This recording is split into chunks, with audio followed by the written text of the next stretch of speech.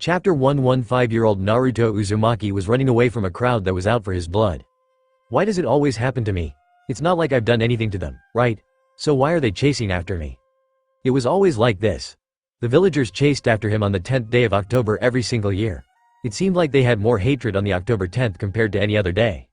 Well, of course it was the day that the Kyuubi was killed by the great Yondaime, but Naruto didn't see why it had anything to do with him. They should have been celebrating the defeat of the Kyuubi, not chase after a little kid like him. I mean, what the freak? Naruto sighed as he turned around at an alley and hid behind a trash can. He panted as he heard some villagers pass by without finding him. Thinking that he had escaped the mob of villagers that were after him, Naruto came out from behind the trash can and left sighing a breath of relief. Then his relief turned into panic as someone clamped a hand over his mouth, and the next thing he knew, he was gone into unconsciousness. When Naruto woke up, he was inside of a SS sewer. What the, did the villagers drop me into a sewer? Well, at least it doesn't seem like they hurt me in any way. Interesting. Contrary to what many people believed about Naruto Uzumaki, Naruto was actually quite the fast learner and was very logical and smart. However, he was never given a chance at learning anything properly, which led him to become the dumb child he was. He looked around and saw no exit. That was weird. Also, another thing was that the whole place was lit up in a comforting golden light that also showed malice. How Naruto saw malice was something that was creepy. But Naruto could feel it. So, I see my jailer finally decided to show me his presence. It took you a while though. It was boring in here. Well, I guess the couple beatings that you took at first was fun, then, well, it got boring. Naruto's sweat dropped. While he believed that he should have been scared at the deep voice that was inside of this sewer, but he couldn't help but sweat drop at the statement, even though he was basically laughing at his misfortune. Who are you? And why are you in this sewer? Can you help me leave? I don't see a door to leave anywhere. The deep voice sighed. Too many questions. One question at a time from now on. But to answer the ones that you have given, in order, figure it out, because someone put me here, and possibly. Well, that was, not helpful at all. Do you need more help then? Naruto fell back even though there was nothing that could have caused the fall. Well, you can read my mind? Yes. Now, to introduce myself.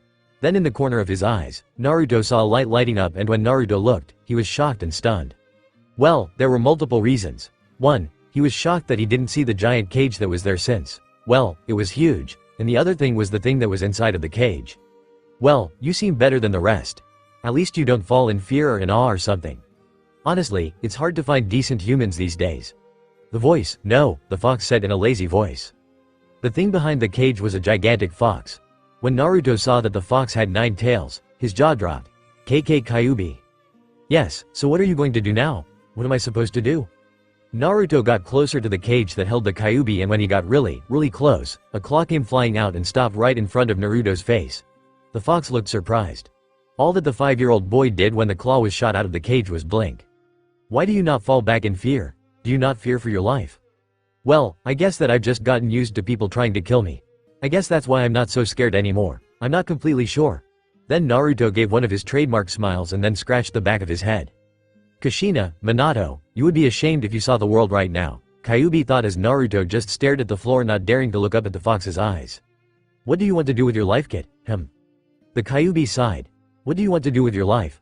What do you hope to accomplish in the world that you live in right now? Well, I want to be Hokage. Gigi's really nice and so strong, and I'll become the Hokage to have everyone acknowledge me, and I'll protect the village. Interesting. This is different from what he had said to Sarutobi. Why is it that you lied? Huh? What do you mean? You told Sarutobi that you wanted to become the Hokage so you could get acknowledgement from the villagers, so why? I don't know. Wait, what? Who's Sarutobi, and how do you know that I lied about that? The Kyuubi sighed as he thought over everything that he had just learned about Naruto just now. Where do you think that we are right now? I thought that we'd talked about that. Aren't we in the sewers? But, wait, then why are you here and how are you here? And, Naruto wanted to continue on, but after reminding himself that Kyuubi asked for one question at a time, he stopped before he crossed the line of too many questions in one rambling. I'm glad that you stopped. Well, I guess in a sense we can say that we're inside of your head. What? Naruto thought. There was no way that gigantic place was inside of his head. Then, his head would have been like the size of this room, and people had said that he had a big head before, but he was sure that his head wasn't that big. What are you talking about? There's no way that this room could fit inside of my head. Kyuubi mentally slapped himself in the head. No matter how smart a child was a child. Do you want, or rather, do you need me to explain the concept of everything? I'll try to tell you everything that I know from the beginning to the end, or, about the room that is. Yes, I'll listen to whatever you have to tell me. Well, 10. You better listen up since I'm only going to tell you this once. Saying everything over again would be way too much trouble on my part. Fine. Just go on. Naruto said impatiently while getting a small tick mark on his head for the laziness of the fox. This whole entire place is called your mindscape. This is basically the plane inside of your mind where everything exists. Your memories that you can remember, and some things that you don't remember. But I wouldn't go messing with those if I were you. They can damage your brain if dealt with the wrong way. Are you following so far? Naruto nodded his head in confirmation. This place is a representation of what your mind is like. This is the place that also imprisons me, the great Kyuubi no Kitsune. Naruto's sweat dropped at the title the Kyuubi had given him, or herself. This place exists in every person's they can reach. It depends on their chakra and its nature. However, all Jinchuriki can enter their mindscape. I'll explain later. Kyuubi said, seeing the confused look on Naruto's face. It is basically the status of your mind. You can meditate to pull yourself in here in the future if you want to entertain a lonely fox. Naruto just stared, thinking over some things. Then he nodded and gestured to Kyuubi to continue, even though Kyuubi was musing, listening to what Naruto was thinking. That basically explains the whole concept of the mindscape. Do you have anything else you wish to know before you have to leave? I see that you are starting to wake up in the real world. Naruto panicked as he actually did have a lot of things that he wanted to ask the Kyuubi. Wait, I can see you again, right? I have so many questions to ask. Just come back to the mindscape and you will be able to see me again. Then Naruto disappeared from the mindscape, and before he left, he heard. Do not tell anyone about me. Naruto nodded, then he completely disappeared from the mindscape. When Naruto had left, the Kyuubi laughed inside of the mindscape. You had quite the child, Minato, Kushina. Uebeto woke up again. All he saw was white, white, and more white. Naruto suddenly realized where he was. He quickly got out of the bed, and prepared to jump out of the window when something, or rather, someone's hand grabbed his arm roughly and pushed him back onto the bed that he was previously on. No you don't, Naruto, a very, very familiar voice said. Naruto groaned. Gigi, why am I in the hospital again? You don't remember anything? Remember what? Sarutobi sighed in relief. Naruto's condition was anything but fine yesterday when he had finally tracked the young boy down. It was a good thing that Naruto didn't remember what had happened to him. It was nothing serious. You must have bumped your head hard, but I wasn't completely sure how severe the injury was, so I brought you here so the doctor could look over you to see if there was any damage done to your body. Oh, I see. Naruto said, getting angry mentally after detecting that the Hokage had lied. Then Naruto smiled on the outside. Well, so am I free to go then? I feel great. Yes, you are free to go. Say, you want to get some ramen, Naruto? Oh wow. That would be great, Sarutobi huckled as Naruto bolted out of the room. Sarutobi followed him, mentally sighing in relief that Naruto hadn't turned around and saw what was in the corner of the room. Then he left afterwards, and if one were to look into the corner of Naruto's previous hospital room, they would have seen a barrel full of bloody towels. So, I'm back. Are you still willing to answer some of the questions that I have? Naruto said. After having a day full of ramen and some time at his house with Gigi, Naruto had decided to once again come back into the mindscape. He had some troubles figuring out how to get back to the mindscape, but eventually he had figured it out, and now here he was standing in front of the Kyuubi once again. Yes, I will answer your questions, and afterwards, I'll make you an interesting offer. Okay. Well, first, why are you trapped inside of my mindscape? I heard that you were killed by the Yondaime Hokage. You can't kill a Biju. They spread those rumors to protect you. The Yondaime sealed me inside of you the day you were born, which happened to be when I attacked Konoha. Interesting. You do not feel any resentment towards the Yondaime for making this decision of sealing me inside of you? It has already happened. The past will not change because I cry and stay angry at the Yondaime. Well, anyways, I was wondering if you were the only Biju. You keep on saying Biju as if there were more. So, could you explain? Yes. Sit down, as this is a long story. Naruto sat down and felt something very comfortable, and when he looked down, he saw a large beanbag that had somehow suddenly appeared in this place, and it wasn't getting wet from the water that was inside of the mindscape. Well, to explain his Bijus, I must explain the history of the world. Are you sure that you can handle all of this information? Yes. I'm ready. I'll stay here as long as I need to listen to your story. Gigi shouldn't be coming back for another couple of days, so I should be fine. Oh, and by the way, the time outside of your mindscape is not affected by the time inside here. So hours and pass inside of here, but it would only be minutes in the outside world. That's cool. Now please, go on with the story. Long ago, before the founding of the hidden villages, during an era of endless wars between mankind, the Shinju existed as a tree that was revered as a deity which bore a fruit once every 1,000 years. Although it was forbidden to consume the Shinju's fruit, it was eaten by Princess Kaguya Otsutsuki, who used the power it granted her to end the wars plaguing the lands. Sometime after this, Kaguya gave birth to a son who became the first human born with chakra. Outraged by the theft of its power, the Shinju assumed its tailed beast form of what many christened as the 10 Tails, or Jubi. Are you following so far? Yes. The 10 Tails rampaged throughout the lands until Hagoromo managed to single-handedly defeat the beast and sealed it within himself. This act, along with many other great deeds throughout his lifetime, resulted in Hagoromo becoming revered as the Sage of the Six Paths. However, knowing that his death would unleash the 10 Tails back into the world to continue its rampage and reclaim the chakra that humanity now possesses, Hagoromo separated the monster's chakra from its body before using Chibaku Tensai to seal the husk in what would become the moon. From there, the sage used his creation of all things ability to divide the chakra into the 9-tailed beasts. And that's the end of the story. So basically this Hagoromo guy saved the world, put the Jubi in himself, then before he died, he created you guys so the Jubi wouldn't go rampaging in this world once again? I guess in a short version that would be it. So there are 9 of you, huh? Yes, but I am the strongest as I have 9 tails.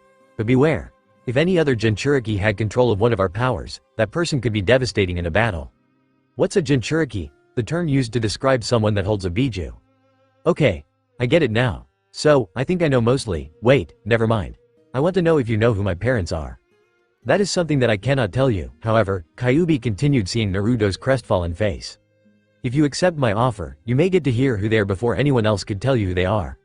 Does anyone else know? That fool Sarutobi knows, but he has yet to tell you. Now that was something that Naruto wouldn't have had expected. Well, never mind that. It always seemed that Hokage Jiji lied to him to keep him safe. So what was one more lie, even though it would have been better if Hokage Jiji would have said that he would tell him later rather than telling him that he didn't know who it was. What is your offer to me? I will help you train in the shinobi arts, and help you awaken your bloodline, but in return, you will get stronger and kill the man that forced me to attack the village. Who is that?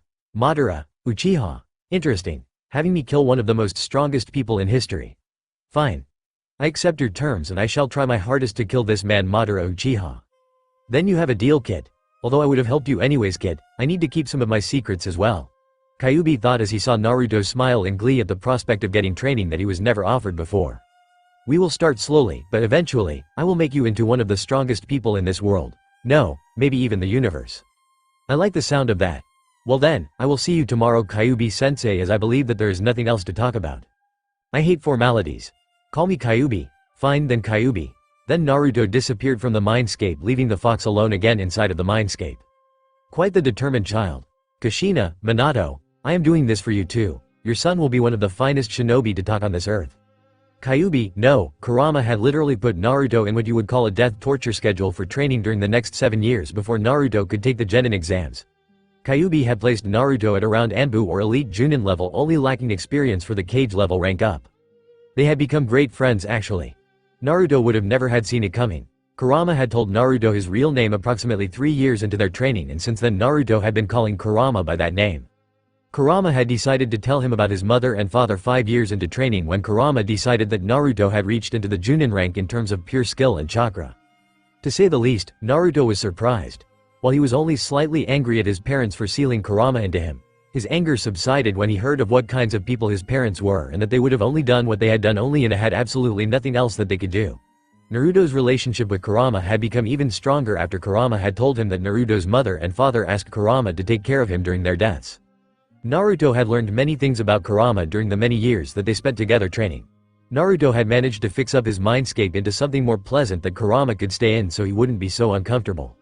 Overall, the whole training throughout the many years had gone amazingly well, and Naruto was on the track of becoming the best shinobi in the universe. He still kept up with his happy mask in front of the villagers though. And I didn't think the specific things that he trained in was very interesting, nor is it useful since there was nothing special and Naruto hadn't gained his bloodline during the training, so yeah. Let's just say he's around Junin by the time he graduates. Naruto sighed as he walked towards the academy on graduation day wearing the horrendous jumpsuit that he had been wearing for the past years and years. Naruto had a very strong henge enhanced with Biju chakra to mask his very well-developed body, replaced with the body of a scrawny little kid. When Naruto raced into the academy in his usual loud fashion, everyone's head turned towards Naruto and they started laughing except for a couple of people. Well, actually, it was for different reasons, not because they particularly like him. Shikamaru was sleeping, Choji was eating, and Hinata was just red. Naruto sighed while doing this, but, shut up, I'm going to be the next Hokage, so don't disrespect me. Yep. Your lame jumpsuit's going to get you to Hokage and further. Maybe into the dumps, Kid said. You probably can't even become a genin until next year or something. Haven't you failed this test like 2 or 3 times already? Everyone be quiet. The teacher Haruka said using his trademark big head no jutsu. Everyone's attention was now turned towards the front of the room as Naruto took a spot in one of the empty chairs. The front was where there was the Chunin instructor for the year with his assistant. The main teacher was Haruka Amino. A pretty good teacher and probably one of the only people who didn't see Naruto as a demon. However, his assistant was probably basically the polar opposite when it came to dealing with Naruto. The assistant's teacher had a strong dislike for Naruto and would try and sabotage him any chance he got. In test, training, and teaching. His name was Mizuki and Naruto didn't like him one bit. Haruka started by saying, "I'm so proud of all of your progress that you guys have made throughout the years that you were learning under my teachings. No matter what happens in the exams, I'm going to be proud of every single one of your guys." "Yes, sensei." Everyone chorused together. "Now, we're going to be going outside to do the taijutsu training." The class went outside to a clearing that was made specially for the academy students to train in and learn new taijutsu skills. Now, the test for this is pretty simple. If you can last 2 minutes against Mizuki sensei here, you will pass. If you don't, you failed this portion of this test. If you pass 2 of the sections, you pass. If you don't, you fail. You know what the 3 sections of this test are, right? Yes. Everyone said together. "Fine then, each of you come up when I call your name and we will test you." Hideo Akato. The test went on and on as everyone except one student passed and it was finally Naruto's turn to go and take the test. "Naruto. Uzumaki." Haruka called out with what Naruto picked out as worry in his voice. Naruto went up to the clearing where Mizuki was while everyone else was laughing or gossiping about how they were going to witness the Dobi fail the test again. Naruto mentally sighed hearing all of the comments that were going on with his enhanced senses. Another plus of having a fox biju inside of your guts. "I heard that, kid. I know you really don't care that much about that. If anything, you're proud that I'm so strong thanks to you." "I guess that's somewhat true," Kurama replied. Naruto snapped back into reality when he heard Haruka yell, "Start." Mizuki ran at him, which he had done with none of the other students. Mizuki attempted to sweep Naruto's legs from underneath him with a low sweep, but Naruto jumped over it and went in to kick Mizuki in the face with a drop kick. Mizuki quickly rolled out of the way as Naruto crashed into the ground with dust being riled up from the impact. Mizuki stood up surprised. What? This demon wasn't this strong before. Naruto stood up and smirked at Mizuki so only he could see. Mizuki was immediately angered and he charged Naruto without giving much consideration into the consequences. Mizuki continually attempted to attack Naruto but Naruto dodged every single time. Then the time for the spar ended and Haruka yelled out, "Stop, the test is now over," since Naruto was the last student that needed to be tested. Everyone will go in now for the written test and the ninjutsu test. Everyone was still, well, shocked on the most part seeing that Naruto was able to dodge their sensei's blows for 2 whole minutes and passing the test, but then again, miracles had to happen sometimes. They all thought that Naruto would fail both the written test and the ninjutsu test. When everyone had seated themselves once again in the classroom, Haruka and Mizuki handed out tests to everyone. Naruto saw his test and glared at Mizuki, which went unnoticed by everyone. His test had a genjutsu on it. "What do I do now, Kurama? Play along. I sense a great deal of evil intentions rolling off of that man. It's different from the basic I hate the demon intention." "Okay then. If you say so." Then Naruto went ahead and failed the writing portion of the test, giving all of the wrong answers to the questions in the way that Mizuki had probably wanted him to. When all of the tests were handed in, Haruka announced, "I'm once again proud of all of your guys. You have shown that you can be excellent shinobi throughout the year by showing your dedication to this career. Now, the last test will be the ninjutsu portion where you will perform the henge, bunshin, and kawarimi. We will call you to the next room one by one and you will come in the order that we call by and show us the 3 jutsu and anything else you wish to show us." Then the 2 left into the next room, taking Hideo Akato first again. Naruto was lucky that his last name was so far back in the alphabetical list. Then he wouldn't have to go first and now he had a chance to talk to Kurama again. Naruto just laid his head back onto his desk in the fashion that Shikamaru did and drifted into his mindscape. He stared at Kurama asking, "What do you think Mizuki Teme is planning this time?" "Something involving you. Isn't that obvious? He always involves me when he is thinking of evil things to do. It sucks acting like I'm a dumbass. But it'll be hilarious when you see the people's faces when you see your true skills. Imagine that and bear through this." I know. You said this like what? A million times or something. I've got this covered." "Oh well, at least there's something to look forward to, I guess." He continued to talk with Kurama about pointless things such as the importance of ramen in this world among many other things. Then his head snapped back up from his position when he heard someone yell into his ear, "Naruto, it's your turn, Dobi. Hurry up and go fail so I can go home." When Naruto looked up, he saw a girl with pink hair yelling at him. She had to be one of the most annoying people in the whole entire world. But freaking Kurama had to tell him to try and get this girl to go out with him. so they could put on a show of him being more of a doby. It was absolutely horrible. On the outside, Naruto had a large grin on his face. Okay Sakura-chan. I'll go pass the test, do you want to go on a date with me after the tests are over today? Naruto on the head, then left to fawn over the duck-haired emo. Yep. The emoest person in the whole entire classroom, Sasuke Uchiha. Naruto never understood what was so special about the kid, but every single girl absolutely loved him for some reason. Sure, he was pretty decent skill-wise for a genin, and he was the last Uchiha, but besides that there was nothing special about him. His whole entire clan had been murdered several years ago by his own brother, and since then Sasuke hadn't been the same.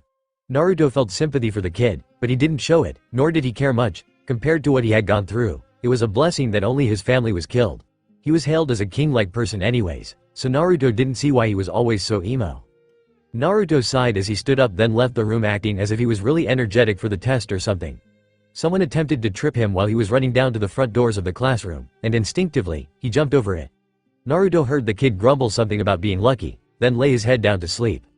Naruto bolted out the front doors of the classroom, then went over to the next one across the hallway where he saw Iruka-sensei and Mizuki Teme sitting in the front of the room while Naruto stood in the enter, which was clear of all desks and chairs. Iruka-sensei looked up at Naruto and smiled. The only true smile that Naruto would ever receive from one of the teachers in the academy. Naruto, now perform the 3 academy jutsus. Naruto nodded, then he performed the Kawarimi and the Henge. Then Naruto put as much chakra into the Bunshin Jutsu as possible on purpose, and the result was one dead-looking clone. As much as Naruto would have loved to pass the test with flying colors, he still needed to know what Mizuki's intentions were. Iruka sighed. I'm sorry Naruto, but since you couldn't do a proper Bunshin, I guess you FAI. Now Iruka, he did manage to produce a clone even though it looks a little dead, Mizuki said, making Naruto's eyes slightly narrow. No, all the other students were able to produce at least 5 Bunshin. But the fact that Naruto can only produce this means that he fails. I'm sorry Naruto. Maybe next year, Iruka said with a sad frown, smile. Naruto acted as if he was downtrodden, and then left the school, not wanting to see any of the other children as they would surely make fun of him for failing once again. But in all honesty, Naruto only got out because he wanted to. School was too boring for Naruto anyways. If it weren't for Kurama, Naruto would have already been applying to become Chunin, or maybe Junin if they would accept him. Why not? They had accepted Kakashi as a Junin when he was 13 years old, so why not him who was 12, but stupid Kurama. I'm hearing everything. Shut up and stop mumbling about how everything in your life is a pain in the ass. Naruto did stop thinking about his life, but it didn't make his complaints go away. However much intelligent and mature Naruto was, he still had some childish aspects that he kept. So what do you plan on doing now? I can feel Mizuki coming close. I'll deal with him. I can handle this one, probably. And right on cue, Mizuki came flying from one of the roofs and caught Naruto in the shoulders. Wait Naruto, let me talk to you. Naruto calmly replied, yes, what do you need Mizuki-sensei? Mizuki was surprised at Naruto's dark, yet calm tone and flinched slightly, but shrugged it off, thinking that it was because Naruto had failed that he was acting in this manner. Why don't we go talk somewhere where we can't be heard? I want to tell you a secret that will get you to pass the exam and make you become a genin. Naruto feigned a shocked look. Really? What do I have to do? I'll tell you when we are somewhere we can talk secretly. Okay. Mizuki led Naruto to a forest that had a calm yet eerie feeling to it. People had said that there was a mysterious spirit of something that was living in the woods, so people did tend to avoid the place even though Naruto really didn't believe nor care about those stories. Now can you tell me what the way to pass the test is, Mizuki-sensei? Okay. So I know that you are pretty sad about failing the test, but there is another way that you can become a genin. I don't know why Iruka wouldn't tell you this.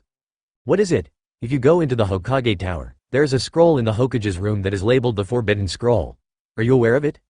Naruto caught on to what Mizuki was trying to do by saying this, but Naruto decided to play along for the time being. Yeah. I see it all the time when I go in there.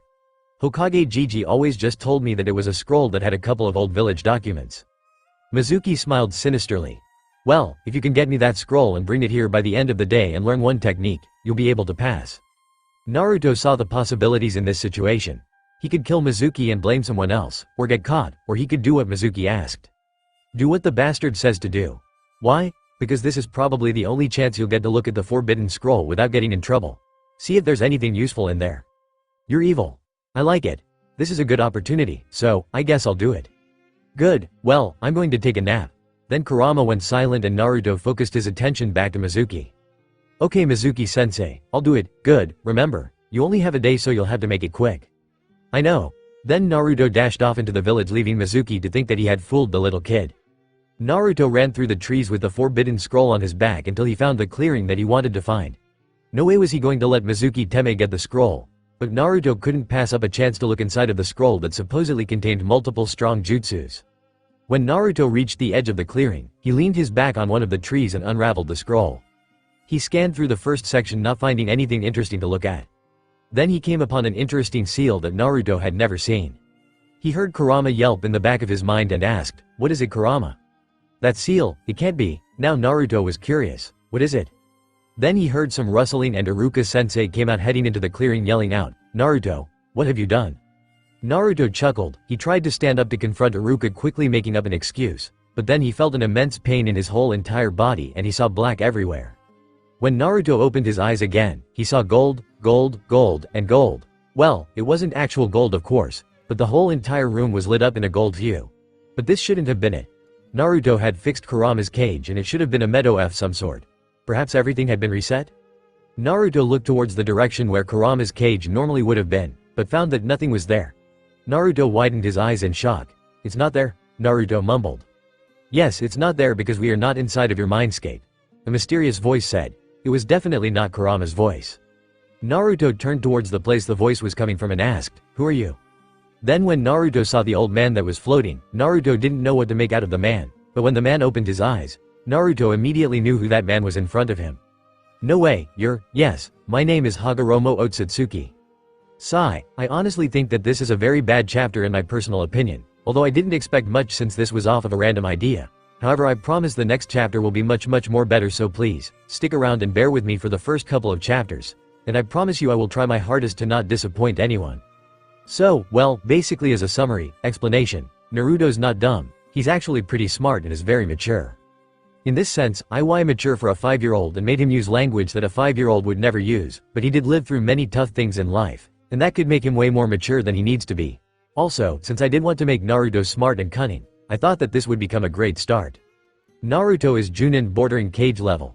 Although this concept of a 12-year-old being as strong as a cage might be a stretch, I'd say it's completely alright. Itachi and Kakashi both made Junin around Naruto's age, I think. And they trained without a slave driving Biju, so since Naruto did have Kurama with him, I think he should be around cage level. Naruto acted dumb throughout his whole childhood and throughout the whole entire graduation exams. He wanted to shock other people that looked down on him. I think it's an okay plot. Then it would make sense that Mizuki could use him to get the forbidden scroll instead of another student. His bloodline, yes, it's not there because we are not inside of your mindscape, a mysterious voice said. It was definitely not Kurama's voice. Naruto turned towards the place the voice was coming from and asked, "Who are you?" Then when Naruto saw the old man that was floating, Naruto didn't know what to make out of the man, but when the man opened his eyes, Naruto immediately knew who that man was in front of him. "No way, yes, my name is Hagoromo Otsutsuki." Normal talk, deep talk, Biju talk, thoughts, dark thoughts, Biju thoughts. Chapter 2, B. But how? You're supposed to be dead, aren't you? You're supposed to be like, hundreds or even, thousands of years old. How can you still be here? And where are we? Naruto yelled out. First, I am not alive. I am just a manifestation of my chakra that I had left behind before I had died. I had instructed Shukaku, Matabi, Isobu, Son Goku, Kokuo, Seiken, Chomei, Yuki, and Kurama to find the one who would bring peace to the land and bring him, or here. Hagoromo explained. Okay, so, does that mean I'm supposed to be the one to change the world? What am I supposed to change? And how am I supposed to change it? I'm only a genin after all. So what would I need to do? Hagoromo sighed. Do you feel truly happy while you are living in Konoha? What? I asked you. Do you feel truly happy while you are living in Konoha? Naruto tilted his head sideways in a confused manner. What does that have to do with me changing the world? I would like you to answer the question. No, do you need me to explain? Yes, that would be nice. Naruto sighed. Well, while I was young I still had hopes that maybe one day my skills and determination would somehow change the way that the villagers may have viewed me, but now, I don't believe it. I only exist to exist right now. That is it. I really don't have a purpose to live in Konoha. No one acknowledges me, and I do not truly feel happy while living in Konoha. That is the answer I wanted to hear. Naruto grew a little angry, but managed to rein in his thoughts before he did anything rash. What do you mean? Is my suffering supposed to be what changed the world? Because if? No, it's quite off what I was going to imply with that sentence. Well, are you going to go on with what you were saying since you started whatever you were going to say? Yes. I guess I will. But first, we need to complete some things. Take care of some things, then I need to show you something, then we'll be done with all of the explanations. Naruto said impatiently, well, let's go then. First, Kurama must be brought here. I believe you do have a deep connection with him, correct, and you know how to partially use his power. Yes. Then focus on bring some of Kurama's chakra into this plane and he will appear. Naruto looked at Hagoromo skeptically, but did what he was told to do by the sage. He concentrated and he could feel the familiar feeling of Kurama's chakra running through his chakra system. Then he heard it. There was a large grumbling noise that rang throughout the whole entire chamber, and when Naruto looked around him, he saw a gigantic construct beginning to form behind him. When the figure became more and more clear, Naruto recognized who it was. Kurama. What's up? Did anything happen in the real world? No, that's good. Well, I've just been talking to your father and stuff. Nothing, I guess. No matter what plane you're on, you're still a dumbass. You know that, Naruto? So I've heard. Hagoromo then coughed. Quite purposefully, and he had Kurama and Naruto's attention once again. Well, if you're done with the nice talk, let us begin with the more important things. The first thing we do need to regard and get out of our agenda is the activation of your bloodline, Naruto. Yes, Kurama's told me something about that. Do you know what my bloodline is? Yes. Well, not exactly. There are many possible bloodlines that you could get. You could get the Sharingan if everything goes wrong. Or you could get the Mokuton, which is the second least best thing you could get. The second best thing would be the Rinnegan, so you would have cool eyes like me. The best would be the Rinne Sharingan, which was the Dujutsu possessed by my mother and Jubi. Naruto was shocked. The fact that he could get one of the most powerful bloodlines in existence was enough to make him jump up in joy. So, when are we unlocking my bloodline? Well, actually, first, I want to know why I haven't activated my bloodline any time during my lifetime. Sharingan is activated in a life or death situation. So, do you know why I didn't block it before now? Actually, yes. I'm only telling you this. Even now, Kami-sama might kill me. Naruto was thinking, what? Well, it was because it was the decision of the Council of Gods. When you were first born, Kami-sama saw that you had much potential of becoming one of the most dangerous people in the whole entire world. Not being able to decide what to do with all of the potential you had, she went to the Council of the Gods and the final verdict was to seal away your bloodline that you would have gained from the Senju Uchiha blood. Naruto was, well, shocked to say the least. I understand that I could get Senju blood due to the relation of the Uzumaki clan with the Senju clan, but the Uchiha, how did I get that? Ah, I've seen that you've done your research. Well, you see, the Namikaze is a closely related clan to the Uchiha. No matter what history had said, Madara was not the first person to be exiled from the Uchiha clan. Another man that came before Madara named Kakashi Uchiha was exiled from the clan as he did not awaken the Sharingan. Why didn't he awaken his Sharingan? Even the gods are not 100% sure of the reasoning behind this, but we believe that it was because his Uchiha blood was much too pure. Naruto was confused. Wouldn't that just have made his Sharingan stronger? Hagoromo shook his head. No, if you've done any research on the Sharingan, you would see that there is supposedly a curse. You can only awaken Sharingan under life or death situation or something like that, and only awaken the Mangekyo after killing someone that was close to you. So it would rather be the opposite. The more darker and sinister your Uchiha blood was, the more powerful your Sharingan would be. Well, that applies for the Uchiha anyways. I think I understand, but what is the Mangekyo Sharingan? It is the ultimate level of the original Sharingan that would essentially allow you to gain a tremendous amount of power. You would be able to use Amaterasu, which is a fire that can basically burn through anything, Tsukuyomi, which is an ultimate genjutsu, and Susanoo, which is an ultimate defense. Of course, there were individually special Mangekyo techniques, but those are the most common ones, Hagoromo explained. I see, so, well, what do we have to do to unlock my own bloodline? Oh, it's rather quite simple. A hand sign and lots of pain. Naruto's sweat dropped. If he can say that with the calm look that he has on right now, he is not mentally okay. But Naruto tried not to show his thoughts. After all, the guy was right in front of him. Okay then, I'm ready. Prepare for pain. Then Hagoromo formed a weird hand sign that Naruto did not recognize. Ten no Kedo Shiru. Risu, Heavenly Bloodline Seal. Release. Then a gigantic world of pain came upon Naruto as his eyes felt like it was literally going to pop out of its sockets. Naruto fell onto the ground writhing in pain while he heard Hagoromo chuckling. Now Naruto was sure that that guy was not sane. Then the pain distracted Naruto once again. The pain, however, only lasted for about 3 minutes before it subsided. When the pain was gone, Naruto stumbled as he stood up. Then when he slowly opened his eyes to look at the sage, who was now once again calm, the sage sighed in what Naruto detected as relief. Naruto asked, well? Then a mirror materialized out of nowhere in Narkshin. There was a perfect Rinne Sharingan staring back at him with 3 tomo in each eye. Wow, so I got the Rinne Sharingan, huh? It would seem so. You have gotten the purest bloodline that I could think of, or unless you would rather consider it one of the most foulest, but I do not believe so. Hagoromo replied with a slight smile on his face. Well, that's great, but, well, I honestly don't know what I can do with these eyes, Naruto said. Well, I have a couple of things that I would like to offer you. Then perhaps that would give you more of an idea of what you could do with the powers that you now have. If you decide to accept my offer, I will train you in using your bloodline. Great, what is your offer? Allow me to show you something, Hagoromo said before he waved the staff that he had. Then on one of the walls, a gigantic tree appeared where there were numerous green ones while there were 5 red ones. What are these 6 paths, Gigi? Naruto, Kurama yelled, but the sage held out his hand signaling Kurama to remain silent. These are what you would call dimension leaves. They signify the good and evil of the energy that is contained by every world. What? Naruto asked, confused about, well, the whole concept of the tree. Let's put it like this. Every single dimension or world has their own unique energy force that can be used by the people living there. In our world, there is chakra, but in other worlds, there are other powers that could be used to fight, or bring peace into this world. Do you understand? Yes. But what do the leaves signify? Each individual leaf signifies the purpose of which the energy is being used in that world. So, what does that mean? Naruto asked. Say that there was a great shinobi war going on. Then the leaf that signifies our world would turn red because of the evil intentions that chakra is being used for. So it goes the same with every other world. The ones that are currently red are the ones where the inhabitants of that world are using their energy with evil intentions. I see, so what is the point of letting me see this?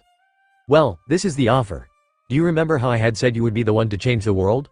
I didn't say that it was the elemental nations. Naruto caught on to what he was saying. So, you want me to go to another dimension to help save that world, don't you? Yes, that is what I desire. The leaf that signifies the elemental nations is green.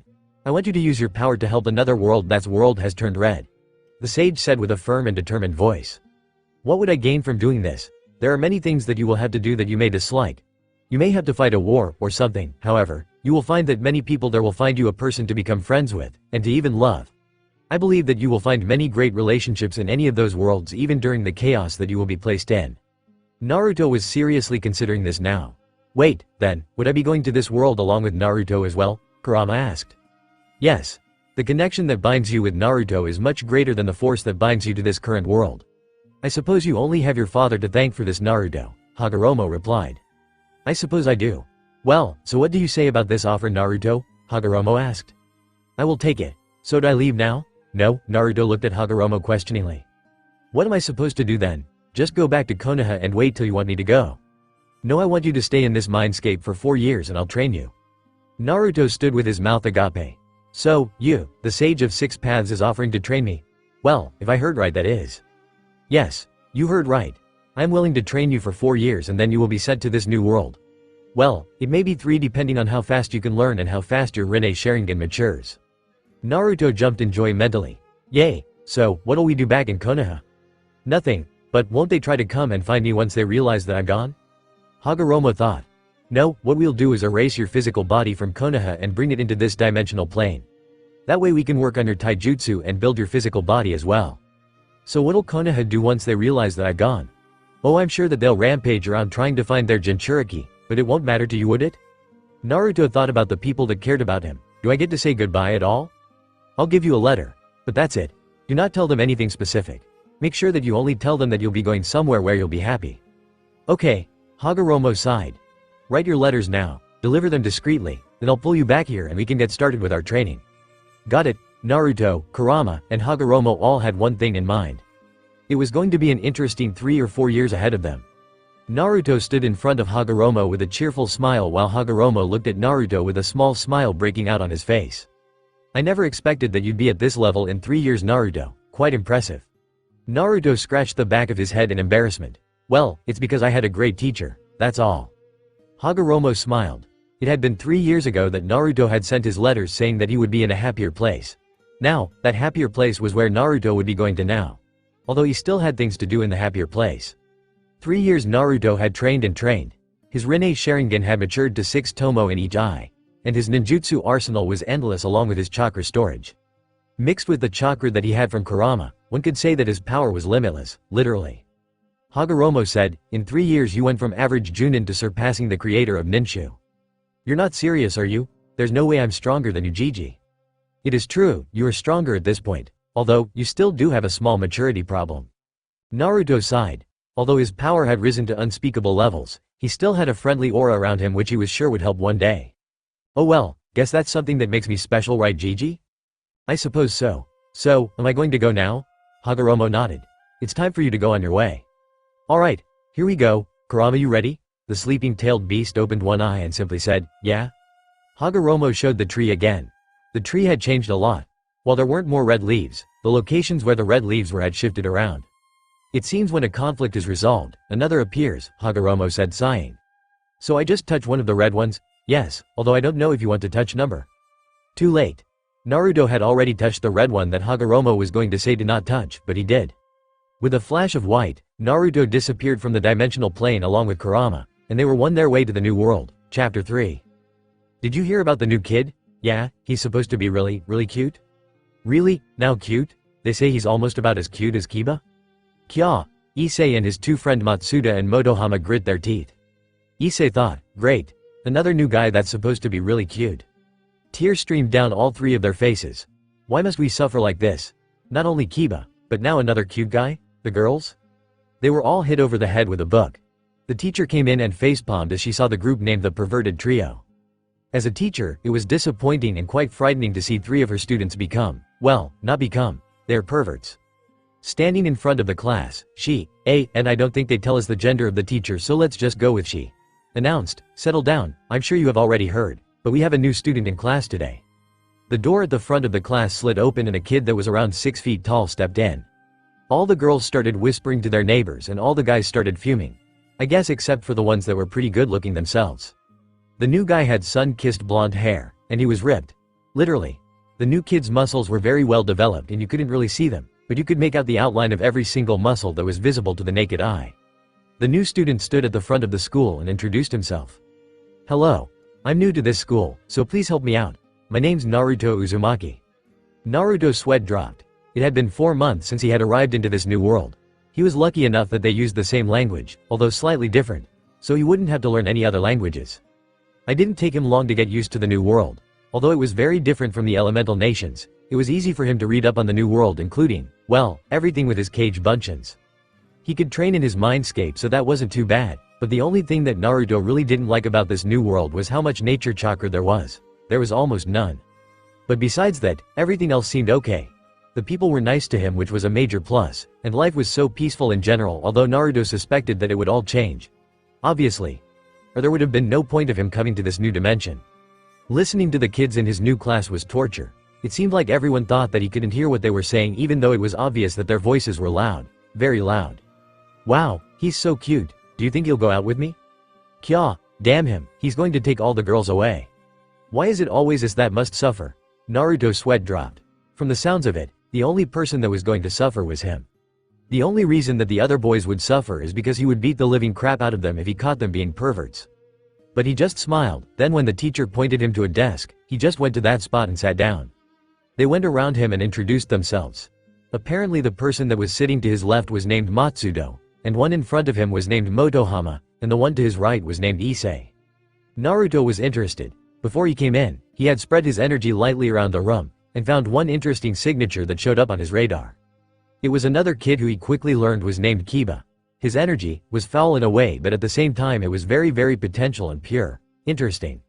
So it seemed that there were other people within this school that had some sort of power. Finally. He was getting bored talking all day and night with powerless people. Then the day went on like a normal school day until lunch.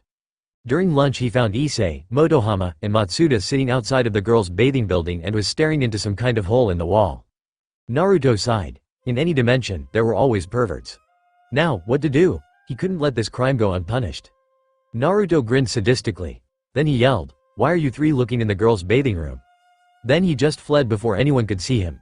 After he got away, all he heard were the sounds of 3 boys getting beat up by a horde of girls. Naruto followed the 3 perverts as they fled to an old building that he recognized as the old schoolhouse. Yeah, it was really easy to know stuff when there were girls going around you 24/7. Well, not quite. But at least for the first half of the school day. They followed around trying to teach him stuff, and now he's like, knew everything about the school. Literally, it was actually scary. He heard them talking, and his eyebrow twitched in irritation. Thanks you guys. Why'd you leave me there alone? Never mind that. Did you get to see some breasts? No, I didn't get to see any. You guys just left me there behind. I couldn't even get a glimpse. If I did, it would have been less cruel. Then Issei looked up to the window of the old schoolhouse building. Naruto looked up to where he was looking and saw a red-haired girl at one of the windows in the second floor. I sensed someone inside earlier, but didn't think much of it. Now, I'm glad I sensed her. Naruto whistled silently.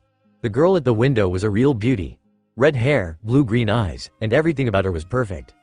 Naruto laughed silently on the inside. She could even be an Uzumaki with that dark shade of red hair. Naruto looked into the energy one more time, and found it somewhat similar to the one that he had felt within Kiba. Interesting, Naruto muttered, then he left after the girl had moved away from the window. The rest of the day went on with nothing special really happening.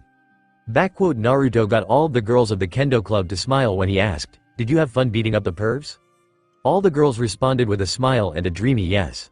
A bunch of girls started to trail him after school and asked if Naruto wanted to hang out with them. Naruto just politely declined, saying that there were things that he had to take care of. Kiba. That's what he needed to take care of. He found Kiba with another group of girls that were asking if he wanted to go out to do something after school. Just like Naruto had. Kiba declined politely with a smile but thanked them for the offer. When the girls had disappeared, Naruto went up to Kiba and asked, "Hey, what are you doing after school today?" "Oh, hey Naruto. Well, I have a meeting for the occult research club, so I do have to go. Thank you for the offer though." "I wasn't offering anything," Naruto said questioningly with a sweat drop. Kiba laughed nervously. "Sorry, I just get used to adding that at the end of my sentences when someone asks me something. Sorry about that." Naruto replied, "That's understandable, with all the attention that you're getting from the female population. Could say the same for you." The two just stood there for a while before breaking out into laughter. "Well, it was nice talking to you Naruto. I'll be going to the occult research club meeting now. I don't want to be late." "Okay. Oh, by the way Kiba?" Kiba turned around. "Yeah? It'd be cool if I could join the occult research club, it sounds fun." Kiba halted for a moment in his tracks. "Why would you want to join the occult research club?" "I just hope there's more people like you." Kiba, hoping that he was just referring to cool, just nodded and said, "Yeah. That would be cool. See you Naruto." Naruto just waved back, but then in the back of his mind, he said, "There's something up about that club. Isn't there Kurama?" "Yes, there is. That child's energy is not normal. Also, there's a barrier that is set around that old building that you see Kiba walking towards. Hopefully we'll be able to check it out someday. Or anytime soon because, I have a feeling there's something big in that building that we're probable." I replied. "I suppose we'll just have to wait and see, won't we Kurama? But I really hope that we don't have any more waiting to do. Months and months of boring and doing absolutely nothing out of the normal is tiring." Dumbass. Naruto's sweat dropped, but then just made his way back home to train more. Hopefully the next day would be more interesting. Although Naruto had a feeling that everything was going to get more interesting from that point on. I know that was a very short chapter, but I just wanted to make sure that Naruto made the transition from his old world into the new world and get the storyline started just a little bit. Chapter 4. The class was bustling with excitement. Well, not really. It was just that the atmosphere seemed really thick. He felt the glares of all of the male population minus Kiba glaring at him while he just smiled, trying to defuse the situation. But his smile only served to make the situation worse. All of the girls let out a dreamy sigh, and then that just pissed off the male population even more. So, that just led to more and more anger and resentment growing between the male population and Naruto. He really didn't understand why the female population was fawning over him. In Konoha, he wouldn't get one look from the female population, yet here, all he got was attention from the female population. What a pain in the ass. To think that he was actually jealous of Sasuke at one point. Shudders. The rest of the school day just went on like that.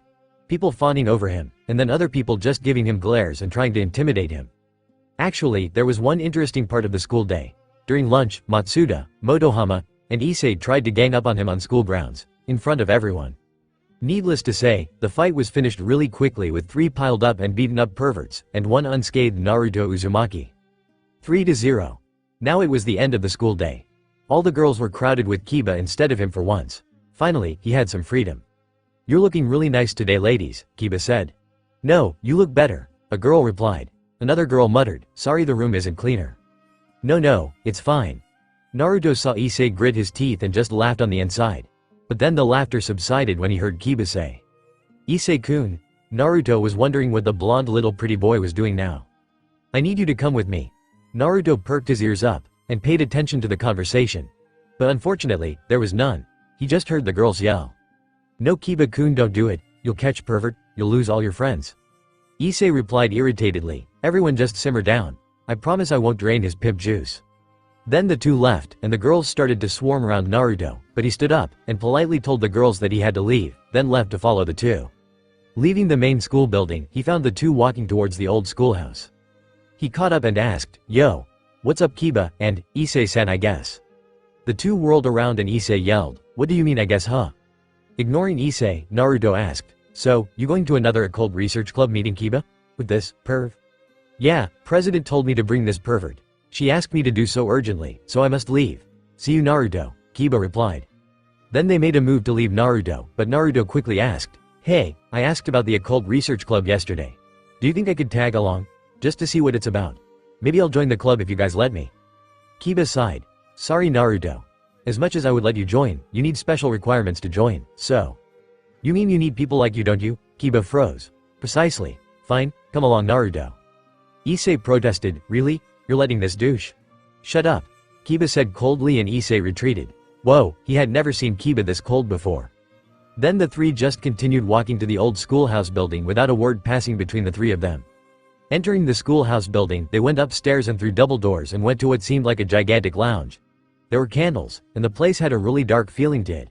Fits the name Occult Research Club. There was only one single person occupying the room. They were sitting on the couch munching on a bar of chocolate. "I know her," Issei muttered, and Kiba said, "Oh do you? Kaneko-chan here, is one of the members of the orc. Hey Kaneko-chan, Issei-kun here says that he might know you." Munch. The girl named Kaneko didn't reply. Meanwhile, going through Issei's mind was, "Man, way to go Kiba. Who doesn't know her? Her body is like." Then Naruto just smacked Issei across the head making him fall to the ground. Kiba asked, "What was that for?" Naruto merely replied, "No perverted thoughts Issei." Sweat dropping, Kiba just sighed and then leaned against the doors that they had come through. That was when Naruto and Issei first heard it, running water. They looked for the source of running water, and found a shower connected right to the room. Issei looked like he was going to blow from excitement, and it took Naruto's stomping him face onto the floor for him to lose that look. It was most likely because he went unconscious, but, oh well. Hopefully the president didn't care. Then another person stepped into the room, and then, she said, "President, your clothes are ready for you when you're done." "Thank you," came the reply from inside the shower. Then the newcomer turned her head to Naruto and Kiba, and her face lightened up. The newcomer was another beauty that could compare to the red-haired one that was currently in the shower. Naruto smiled. He just realized who the president of this club was. It had to have been the girl that he saw in the abandoned school building yesterday. She had jet black hair that reached down to her legs, and a magnificent figure overall. "Oh hello there," she started but then she trailed off. She continued saying, "Kiba-kun, I thought you were only supposed to bring Issei, who's this?" Naruto responded, "The name's Naruto Uzumaki. You could say that I just followed along because I was wondering what the orc was all about. You see, I'm into occult things as well, so I was just wondering out of curiosity."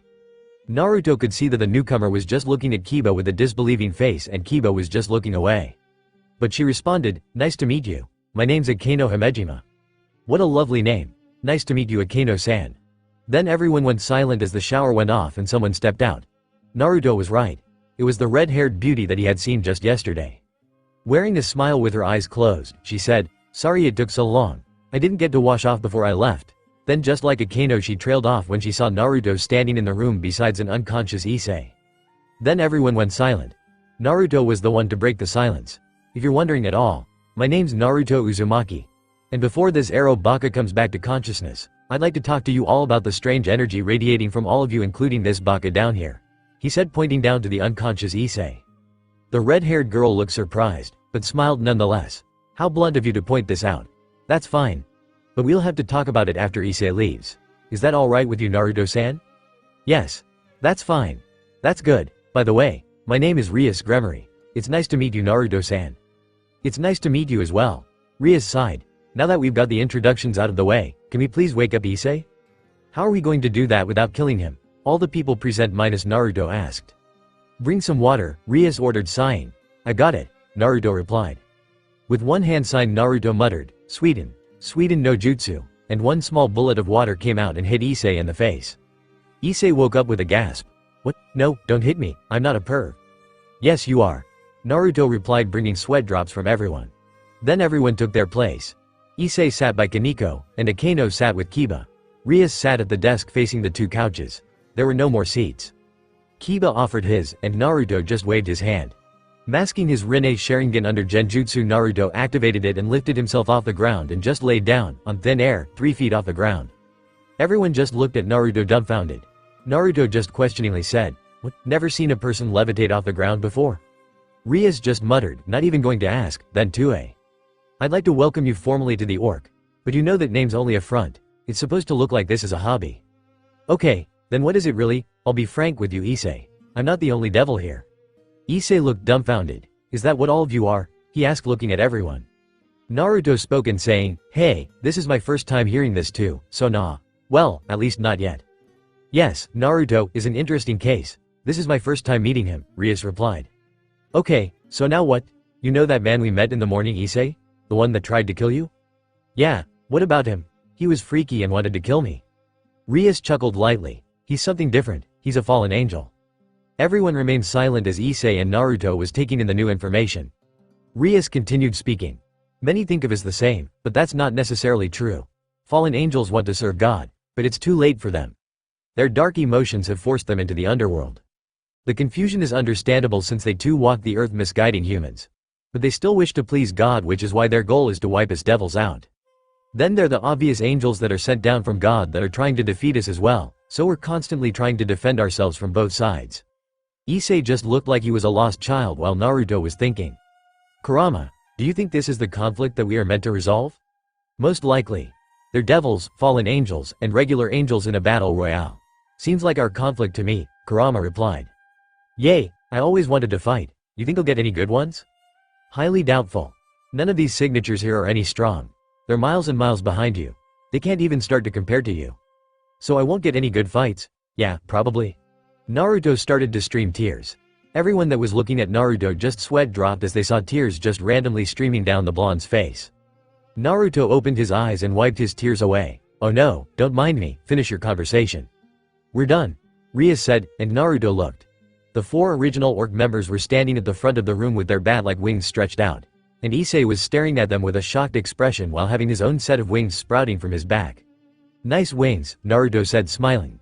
Issei just whipped around and looked at Naruto sharply. "How are you not surprised by this, Naruto?" "I've seen weirder crap in my lifetime," was all Naruto said. Everyone looked at him in curiosity, but didn't say anything in reply. Rias called Issei to her desk. "Here's your first assignment as my servant." Issei left the room, leaving 4 original orc members and Naruto in the room. The mood got very serious. "Who are you?" Rias asked. "My name's Naruto Uzumaki. What else? I mean, what are you? Are you a fallen angel, devil, angel?" "I am neither of those things. For now, I'm human." No one seemed to believe it.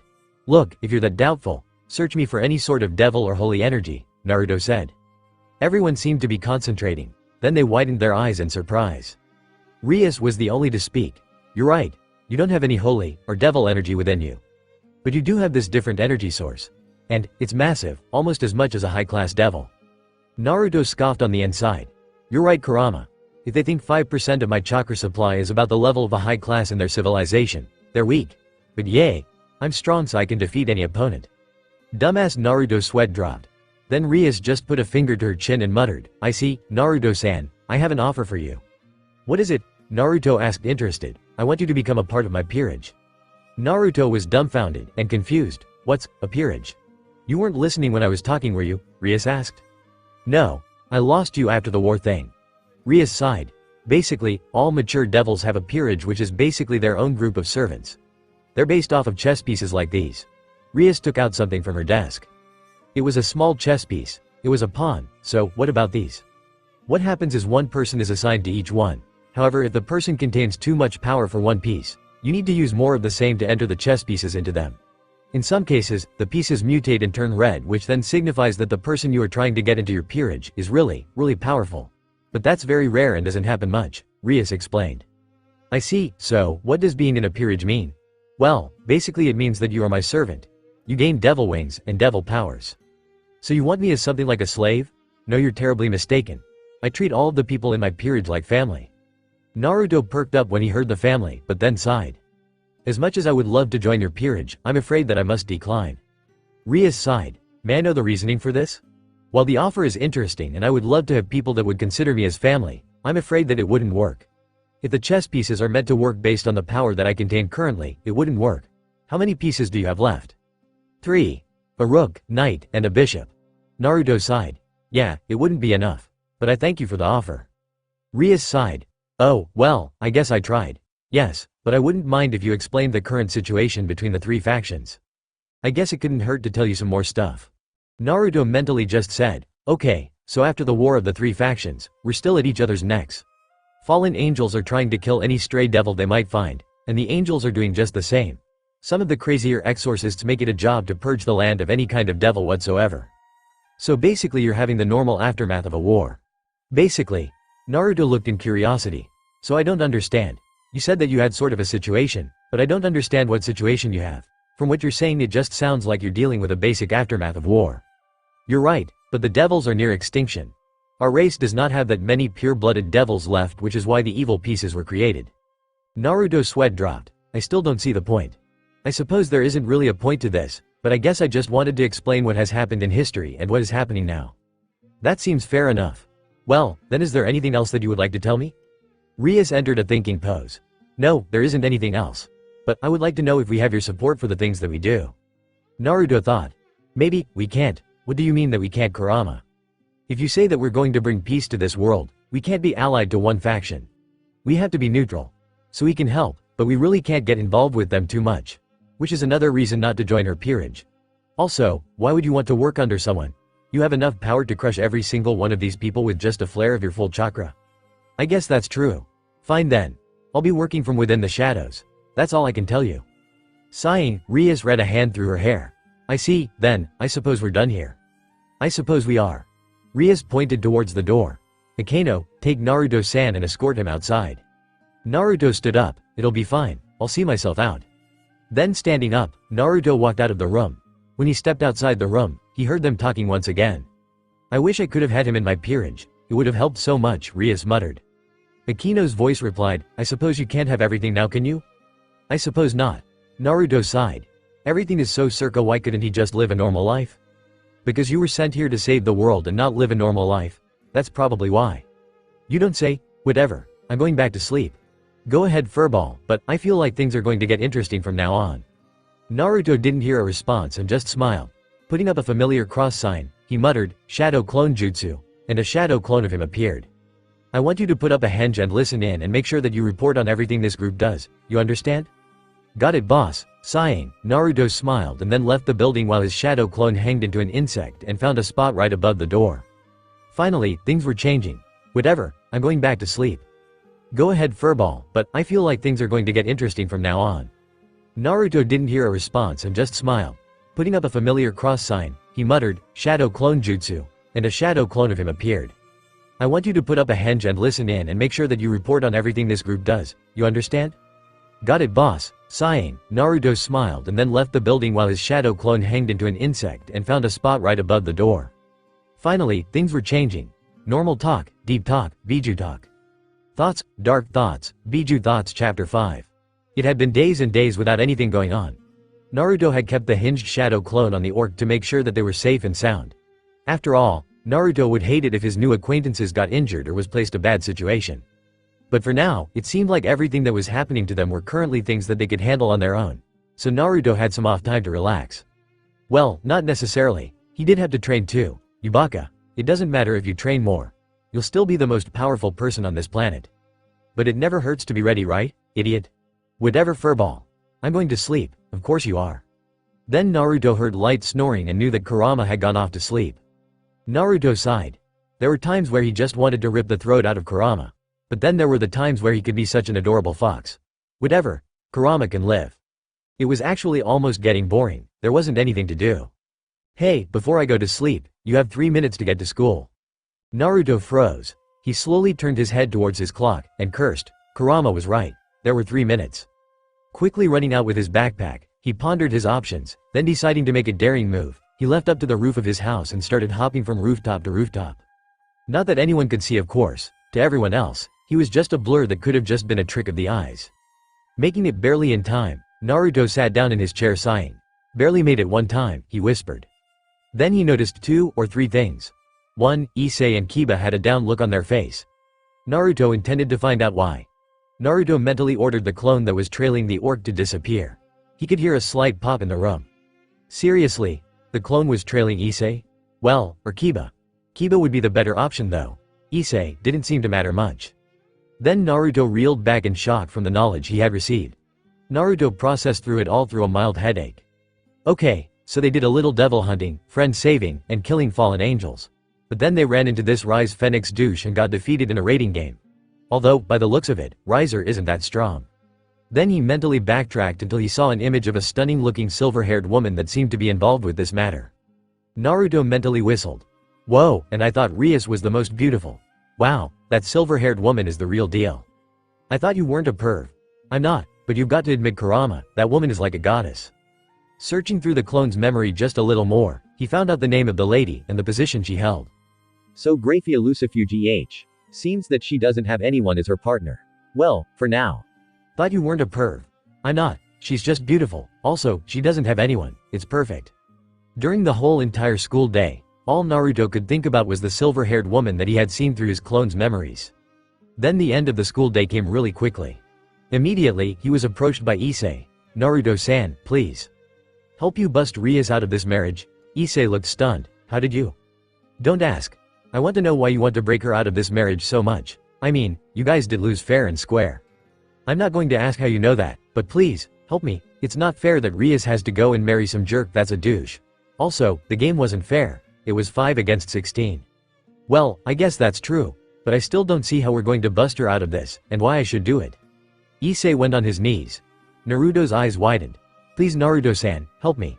I don't know what I'm going to do. I want to believe that I alone will be able to break her out of this, but I don't believe in myself anymore. I know you're strong enough. Help me. Naruto sighed.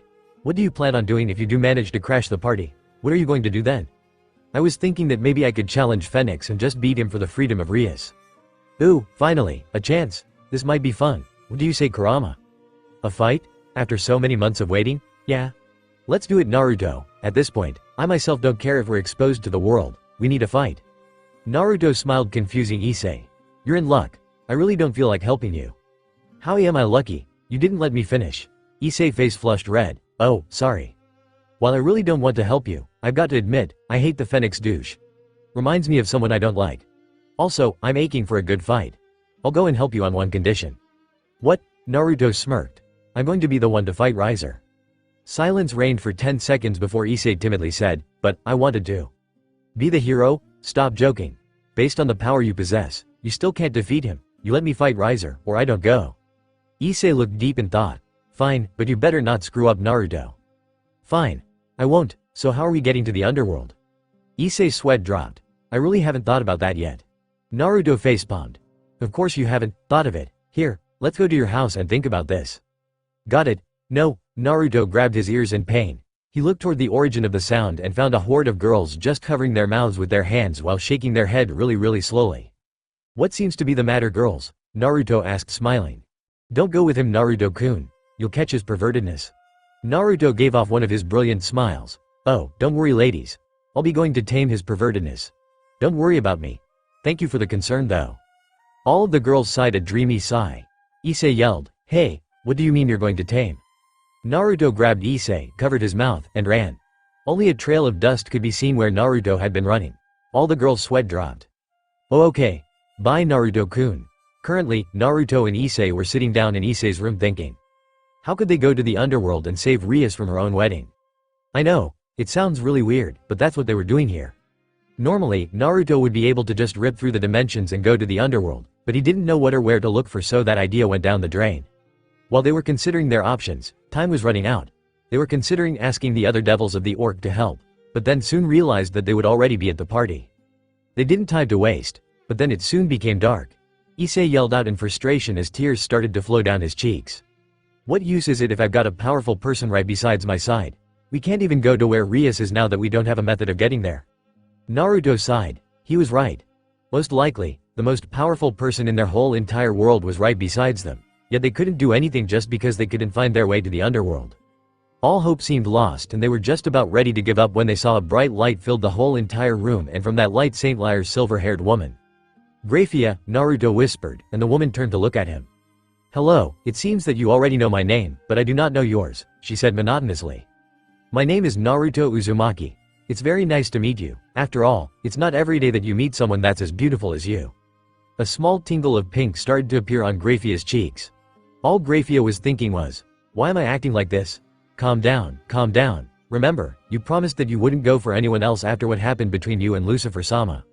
Graphia just calmly answered, pleasure to meet you as well, although, I am here to talk to Issei Hyodo. He's that crying heap you see right there, Naruto said pointing to Issei. Nodding, Graphia said, would you please leave the room, Naruto-san? This is a private conversation.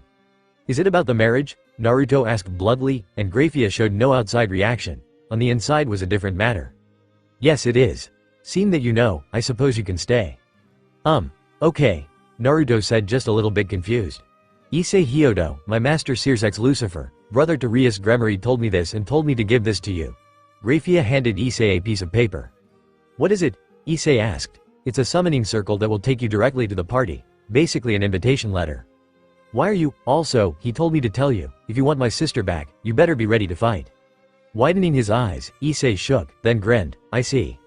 But then his smile turned into a frown. I know I can't do it. Graphia frowned. What do you mean? I'm too weak. The only reason that Rias was placed into this situation in the first place was because I was too weak to stop Riser during the raiding games. You have lost hope? No, not lose hope. I just came to the realization that I can't stop Rias from getting married. Once again Graphia frowned. Here I thought that we could believe in you to stop this from happening. Goodbye, Issei Hyodo. Then she turned around but stopped when she heard Issei yell, I wasn't done talking. What else do you have to say? It seems as if you've given up. There's nothing that we can do at this point if the Red Dragon Emperor has given up. Issei smirked. I know I'm too weak. I'm inexperienced, and even with the knowledge that my friends have given me, I still don't completely believe in myself. Which is why, I'm glad I have a friend that can kick Riser's ass into next week. Then Issei looked at Naruto. Naruto, make sure to kick Riser's ass for me. Graphia looked in confusion. What do you mean? You don't believe that this human can defeat a high-class devil, do you? Naruto spoke up. This human is stronger than you think. Graphia looked unconvinced, but didn't question Naruto any further. She just shook her head. She was going to speak, but was stopped when a finger was placed on top of her mouth, preventing her from speaking. The finger belonging to one Naruto Uzumaki, who was smiling. You don't need to say any more. I think you should go back. Hope you'll find our show entertaining. Please keep this a secret though. Graphia remained confused, but she nodded. Then she started to glow in a white light. Before she could go back to the underworld, she heard, hope I will be able to meet you again. Graphia let out a small smile, although no one could see, then she disappeared. Naruto was about to yell something cool, but the door crashed open and a blonde-haired girl revealed herself. Issei. Then the blonde-haired girl just tackled Issei onto the bed. All the meanwhile crying during the process. I was so worried about you and oh, hello Naruto-san? Hello there Asia. Naruto replied. They had met at school about a week or two ago. Naruto had found her nice personality somewhat soothing. Of course, he knew what she was. What are you doing here, Naruto-san? Oh, I'm just helping Issei do something. Issei, you want to explain? Issei nodded. I'm going to save Rias. What? That's too dangerous, Asia cried. I know, but I know that she'd do the same for me. Naruto sighed. It's his decision. Also, he really won't be doing anything. He'll just be there so I can use him as an excuse. I mean, so he can prove that he'll do anything to save Rias. Oh, I see, Asia said. Then let me come with you. Naruto and Issei both looked at each other before saying together, no. Why not? Asia complained. It's far too dangerous for you to be there, especially since you were a holy maiden. It might not go so well with the other devils. Do you understand? Yes, I understand. Issei smiled. Glad you understand, Asia. Then, we'll be off. The thing that I asked you for? I'll get it. No, I won't need it. Asia looked back with a shocked look on her face. Why not? Because this guy here's going to be doing the fighting. Asia widened her eyes, then bowed. Naruto-san, please take good care of Issei, and bring back Rias-sama. I will. Asia then hesitantly leaned in towards Issei, planted a small kiss on his right cheek, then left the room with her face red as a tomato. Thank you, Issei said seemingly into thin air. Then he turned to see a grinning Naruto. Naruto yelled, let's go crash an engagement party. I still don't see why I had to wear a wedding dress. It's an engagement party. Rias said, annoyed by the fact that Riser had forced her to wear the dress that was currently on her. A flame appeared near the center of the room and Riser stepped out. The maid beside her protested, no males are allowed in here. Riser just needs a word with his lady and he will be off. What do you want, Riser? Also, I still don't see the point of me wearing this dress. Riser believes that his lady should look distinguished for the high-class devils that are here to celebrate our union. That is all. You will have a much finer dress for the actual wedding. a dress made of flaming feathers. Then he just left laughing. Rias looked at the ceiling dumbfoundedly. Seriously? A dress of flaming feathers? I'd better off going and killing myself? Rias sighed. Issei, Riser appeared at the front of the ballroom with a flash of fire and a cry that sounded like a bird. Greetings, renowned devils of the underworld. On behalf of the House of Phoenix, Riser would like to thank each and every one of you for coming today. This is a historic moment for the world devils, and I want the dear guests to be the first to know. Two great dynasties are about to become one. Lord Riser of the Phoenix clan shall wed Lady Rias of illustrious House of Gremory. Riser pointed his hand to a blank space near the front. Now, I would like to present to you my bride. Rias slowly appeared from a magic circle with an annoyed expression, when the doors suddenly burst open. Two guards walked in. Well, no, that wouldn't be correct. Two guards were dragged and were tossed onto the floor. Delivery of two douchebags. Hope you enjoy it. Rias, Kiba, Akeno, and Kaneko all widened their eyes, and muttered, Naruto. Greetings, renowned devils of the underworld. On behalf of the House of Phoenix, Riser would like to thank each and every one of you for coming today. This is a historic moment for the world devils, and I want the dear guests to be the first to know. Two great dynasties are about to become one. Lord Riser of the Phoenix clan shall wed Lady Rias of illustrious House of Gremory. Riser pointed his hand to a blank space near the front. Now, I would like to present to you my bride. Rias slowly appeared from a magic circle with an annoyed expression, when the door suddenly burst open. Two guards walked in. Well, no, that wouldn't be correct. Two guards were dragged in and were tossed onto the floor.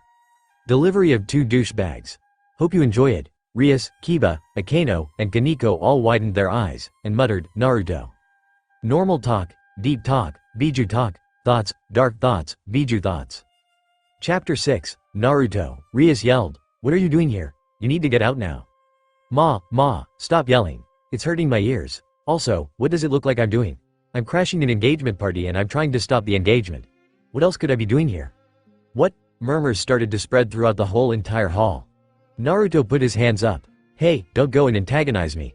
It was this baka who made me do this crap. Out from the wide open double doors came out Issei holding two more guards. Yo, I'm done here, Naruto. Good job. Throw them on top of these two. Let's play stack the guards. Everyone's sweat dropped at the obviously relaxed tone of Naruto. That was not how a party crasher should be acting. Riser would have none of that. Who are you? Moreover, what are you and what business do you have interrupting a historic moment of noble devils?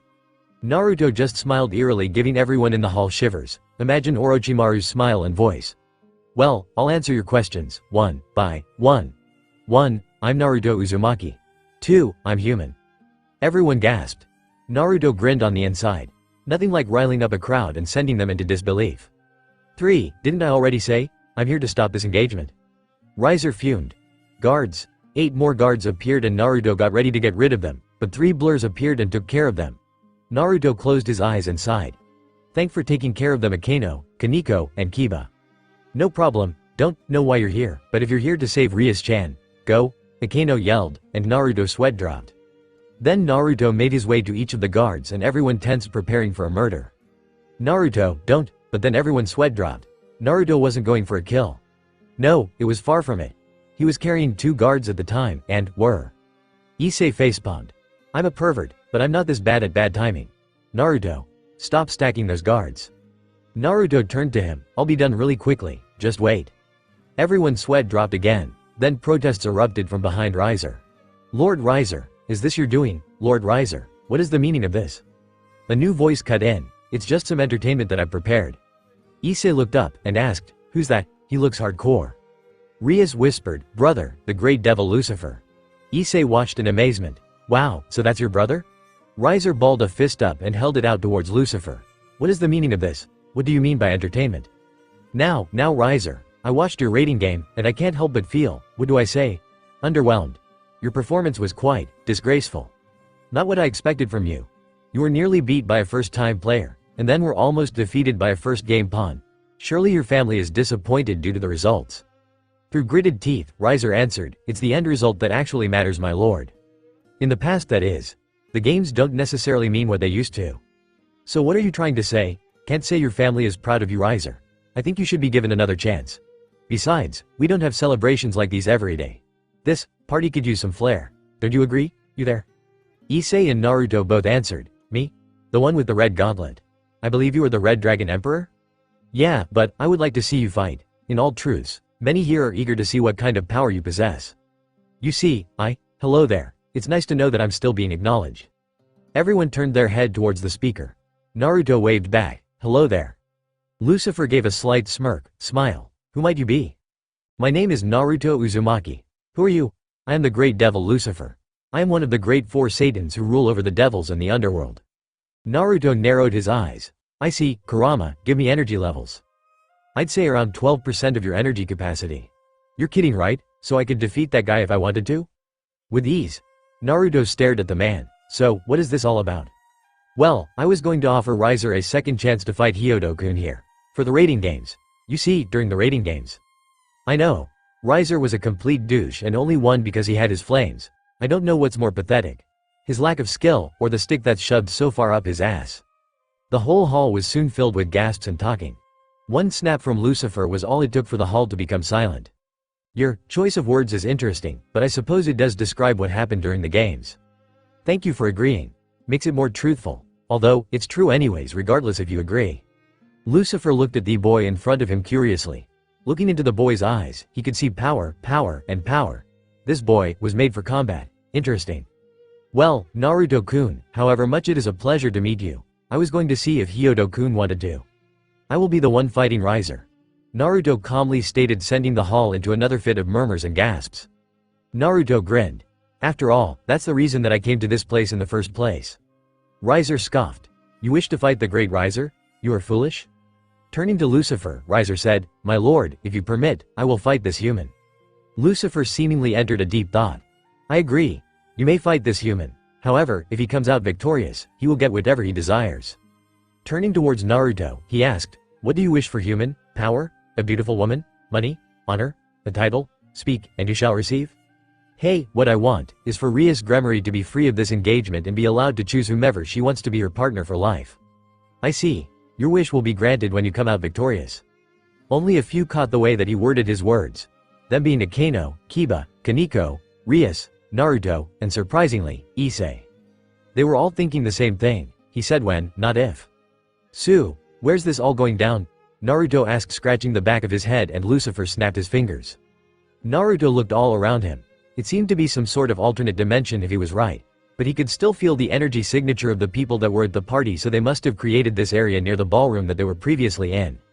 Riser was also there facing Naruto from the opposite side of what looked like a small arena. Are you ready to die, human? Don't worry. Riser will make it quick and painless for you. Then Riser sprouted what looked like phoenix wings and charged him from the air. Naruto was about to tear his hair out. Riser was so goddamn slow. Even a genin could move faster than this guy was moving. It seemed to take forever for Riser to get to where he was. Covering his hand in fire, Riser punched at Naruto only for him to disappear into thin air. Back here, Riser. Riser whipped his head around only to be met with a fist to his face. Riser went flying back until he hit the gruel of smoke where he was flung. You're weak, Riser. There's nothing special about you. Riser stood up. Don't you dare mock me, human. RRAGH. Unleashing a gigantic torrent of fire from his body, he unleashed it at Naruto, who just stood there. Boom. The fire crashed into Naruto, leaving a burning smoke where he once stood. Naruto, cried out all the people in Rias's peerage. Riser smirked. Ha, I knew a human like you could never compare to my. Nice fires. Riser whipped around to the voice and his eyes widened. You should be dead. Well, I'm not, so let's dance, Riser. Riser roared in anger. He charged Naruto once again, trying to land a blow on the blonde human. Naruto smirked. He decided to have a little more fun. Naruto put a mock face of terror, all the meanwhile dodging Riser's attacks. Oh, this power, it's overwhelming, isn't human? It's disgusting, so tainted. Well, I suppose that's what happens when the owner of the power has a gigantic stick up his ass.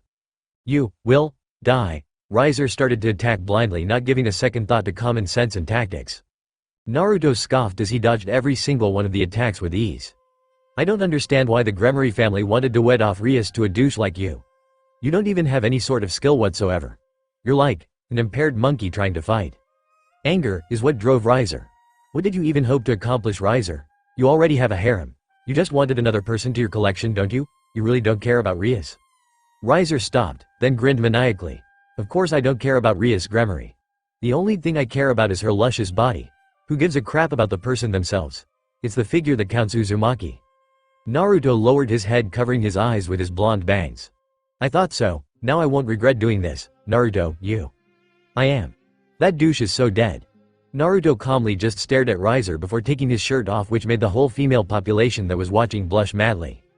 What are you doing, peasant? Riser demanded. Looking closer at his body, everyone could see that there were 9 tattoos that were placed in some kind of pattern. You see these, Riser? Do you know what they do? Yes, they symbolize all the places I can stab you and kill you. Power.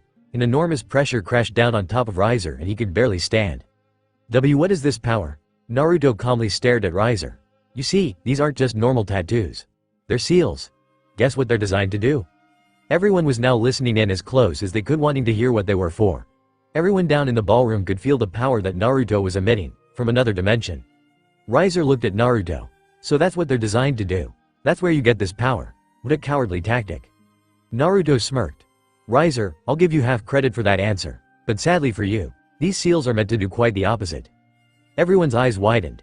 You see, these tattoos, each of them seals off 10% of my power. So do the math, Riser.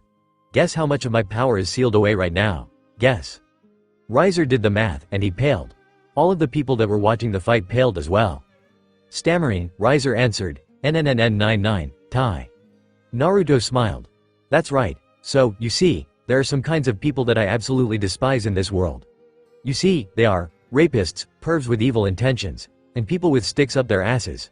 There are others, but I happen to despise those the most. You see, you fit into 2 of those categories. So, I'll be blunt. I'll open 2 of these seals. I'll face you with 30% of my power. How does that sound? Riser's eyes opened wide, and nope, too late. Using 2 fingers, Naruto unlocked 2 of the seals that kept 20% of his chakra at bay. Chaos and enormous power is what the next could be described as. Everyone felt it, even the people at the ballroom. Everyone in the ballroom was forced onto the ground and almost all passed out. The only exceptions being Rias, Lucifer, and Graphia. And of course we can't forget the douche Riser. Lucifer, Graphia, and Rias could only watch in wonder and fear. Naruto. Rias muttered while being forced to the ground by this massive power. Meanwhile, Graphia and Lucifer were kneeling down on the ground, struggling to stay up. Lucifer looked with a small amount of fear in his eyes. This power, how? Back to Naruto. He wasn't afraid anymore, to show the world what he truly was. Closing his eyes, he activated his Rinne Sharingan, and slowly opened his eyes once again, showing his Rinne Sharingan to the world. Riser scrambled to get away in fear but found he could move under the pressure that he was placed under. Riser. Who's the weak one now, Riser? You, lying on the floor. For me, how touching. You, imbecile. Let me go this instance. Naruto clucked his tongue. I'm sorry, but can't do that. You see, you forced Rias into something she didn't want. I really can't stand for that, that's why, I'm going to make it so you regret your decision for your whole entire lifetime. Naruto gathered his hands together. Lucifer and Graphia looked with interesting. Chibaku, Tensai. A small black orb flew out of Naruto's hand and into the air. Then, a massive gravitational pull pulled Riser to the circle. Unable to resist, Riser flew to the center of the circle and stuck there. You let me down this. He was silenced when a rock flew into his mouth. Then, bigger rocks started to fly towards the black sphere in the middle. Then even bigger rocks until Riser's body could no longer be seen through the rocks. When the gravitation pull subsided, all you could see was one lone ball of rocks sitting in the middle of the arena. That should have done the job. Oh wait, you have that regeneration thing, don't you? I better make sure that my job here is finished. Amaterasu. Black flames rushed from Naruto's eyes and to the ball. The ball erupted into black flames, and after 5 long minutes, Naruto willed the fires to go away, and they did. Naruto sighed. He sealed one of his seals, and then the other, and the sphere of rock collapsed due to the sudden drop in chakra. Slowly, people started to wake up again, and saw something fall from the crumbling sphere of stone. They looked closer and saw one body fall. The bloody and beaten up body of Riser Phoenix, and he was missing an arm and a leg. Also, he wasn't regenerating. Amaterasu. Black flames rushed from Naruto's eyes and to the ball. The ball erupted into black flames, and after 5 long minutes, Naruto willed the fires to go away, and they did. Naruto sighed. He sealed one of his seals, and then the other, and the sphere of rock collapsed due to the sudden drop in chakra. Slowly, people started to wake up again, and saw something fall from the crumbling sphere of stone. They looked closer and saw one body fall. The bloody and beaten up body of Riser Phoenix, and he was missing an arm and a leg. Also, he wasn't regenerating. Normal talk, deep talk, Biju talk. Thoughts, dark thoughts, Biju thoughts. Chapter 7. Well, that was surprising, Naruto-kun. You certainly did a number on Riser. Although I have nothing but ill feelings towards him, I couldn't help but feel sorry for him after seeing what you did to him. He isn't dead, right? No, he's not dead. Naruto replied, thinking back to after the battle. Flashback, after conclusion of battle. Revel was one of the first that awoke from unconsciousness just to see her brother falling from the sky. Ni-sama. Revel rushed towards Riser, who was falling free fall right towards the ground. Right at the last minute, Revel made the catch, and set him down on the ground. She covered her mouth with her hand. No. Ni-sama, Revel yelled, starting to cry. Calm down, kid, he's not dead. She looked up to see the blonde-haired man that fought her brother. Gya! Get away from me, you monster. Revel started to scramble away, completely forgetting about her brother that was lying on the ground. Monster. Then Naruto looked around and saw most of the people glaring at him with an amount of hatred that he had only seen in Konoha. Sighing, he was going to let himself out of the underworld until someone grabbed him and embraced him in a gigantic hug? Confused, Naruto looked up to see who had him in this soft, comfortable embrace. It was none other than Rias Gremory, the person who he probably just saved from a life of torture. Thank you, Naruto, thank you, she cried, and Naruto really didn't know how to respond to that. You're welcome. Rias just smacked him across the chest. That's rude. When a lady says thank you, you respond with something cheesy. Naruto's sweat dropped. Seriously? Well, that was quite surprising. I never knew that you would have so much power cooped up within yourself. Naruto turned around to see Lucifer walking up to him. It's nothing, Lucifer-sama. I was just putting a douchebag in his place. No need for the honorifics. Just call me by my first name, Searsex. Thank you, Luke Searsex. So, what happens now? Do I have to deal with a political warfare because I hurt one of your noble devils? Searsex entered a thoughtful trance for only 3 seconds. No, I don't believe so. You could have killed him there and made it look like an accident. By the way, what did you do with him? Yes, indeed, what did you do with my son? Lord Phoenix, I'm glad you came to join us, although, you don't seem very happy if your expression is anything to go by. Yes, I am quite displeased, however, I hold no grudge against Uzumaki-san here. It was one. Fair and square. However, at the same time, I do not wish to see my son live out the rest of his life as a cripple. Naruto nodded. Well, you don't have to worry about the Phoenix-sama. His wounds won't be healed by his own fires now, but if he focuses his energy into his arm and leg, he should be able to regenerate it, although it may be a slower process than what the fires could regenerate normally. Lord Phoenix nodded. I extend my gratitude to you for not crippling him for his whole entire lifetime, although he may have deserved it in many people's eyes. Naruto liked the guy. He didn't have any ill intent behind what some people could call an act. He was just being respectful and saw the situation for what it was. A fight that led to his son's defeat. There's no need for that. Besides, I am the one who wounded him in the first place. Nonsense. Yes, I am very sorry to interrupt, Phoenix-sama, but I do wish to talk to Naruto-kun here, and I'm afraid that the looks that these people here are giving him is a little unsettling. May I take him away from you so we can have a chat? Searsex said, cutting into whatever Lord Phoenix was going to say. Yes, of course you may. I suppose I'll be on my way. Thank you once again for leaving my son alive. Naruto didn't respond as Lord Phoenix was already moving toward his son, who was currently embraced by his sister, who had once again moved to his side. When the little girl saw her father, she yelled, "Father, we must make that low-class devil pay for what?" Silence. Your brother lost to him because he was arrogant and didn't have enough power. You should be grateful that he didn't kill Riser. Let's go. We need to go and start healing him. The little girl looked like she was going to protest, but didn't. Just giving one final glare to Naruto, she left along with her father. Let's go, Naruto. Let us talk at the house of Gremory over some food and beverages. Naruto just followed Searsex while many still gave him glares. Back to the present, Naruto? Naruto sighed while rubbing the back of his head as he felt in sharp pain. Rias, what was that for? Stop spacing off like that and listen. Naruto sighed. Why could he just be left in silence? Oh wait, right. It was because one of the strongest devils currently in existence wanted to talk to him over some food and beverages. Hooray for him. He supposed that he should have been feeling honored that the great Searsex Lucifer wanted to talk to him, but all that he could feel was annoyance. It was most likely because there was a red-haired girl, although she was beautiful, she was yelling in his ears. Okay, calm down, Rias. OWW. Naruto yelled as Rias started pinching his cheeks and dragging him. You just come here and stay silent, but talk with. Rias clamped a hand over Naruto's mouth all the while grabbing his cheeks. Naruto desperately, not really, tried to call out for help. Zerchex, Cube. But Searsex had different things going through his mind. Maybe I should get some water to drink. Then instead of looking to help Naruto, he left towards the kitchen with Grafia right behind him. Naruto saw Grafia looking back towards him and his hopes rose, but sighed as she turned away. The only thing that confused him was, why were her cheeks slightly pink? Damn that Naruto. My perv senses are going off. I bet he's having lots of fun with Rias-sama. TT. Issei yelled, crying tears of jealousy. Only, he was beat down seconds later. Perv. Kaneko muttered while kicking Issei's face to the ground. They were ordered to stay in the main part of the house while Naruto was taken by Searsex into another part of the house. Ow. Kaneko, you don't have to be so rough. Yes I do. To get rid of a perv. Everyone's sweat dropped while Kiba was just smiling. Everything had gone so well. Although it was frightening to finally see the power that Naruto had, the fact that he had been able to defeat Riser so easily was a relief. And it only made it better that Searsex-sama seemed to like him. Although, it was kind of scary how the devil population didn't seem to like him, but it must have been a spur-of-the-moment thing. More like a hate for the power that Naruto possessed. Not Naruto himself. That was a relief. Civil war was something that the devils couldn't afford because of their situation with numbers. Kiba did wonder though. What is Naruto doing? Wait, Rias. Naruto stopped Rias's hands. What's the matter? You can't just undress in front of me like that. Rias looked at Naruto with a sly smirk. Why would that be Naruto-kun? Naruto meanwhile was just blushing madly. Damn it Kurama. We were worrying about power and battle too much.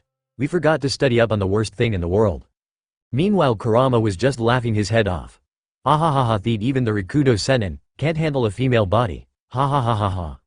It's not funny, you're staring at me Naruto-kun. If you wanted to see, you could have just asked. Rias started once more to undress herself, then Naruto just stopped her again. Ah, you're so cute when you're blushing madly Naruto-kun.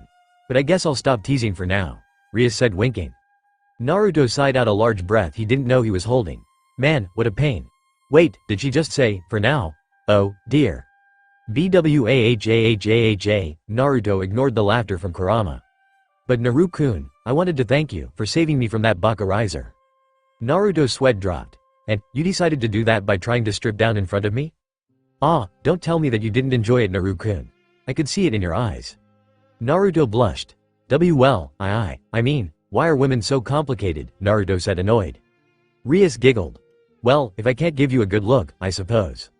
Rias's face leaned in closer, and closer to Naruto's until. Bang! The two looked towards the door startled. Rias-sama, I advise that you refrain from doing such actions within the house while your peerage is still here. Ma, Grafia-san, I was just having fun with little Naruto-kun here, but I guess you're right. Rias lifted herself off of Naruto then slowly started striding out towards the door. Naruto facepalmed internally while Kurama was laughing. He swore he could see a slight sway in Rias' hips as she walked out.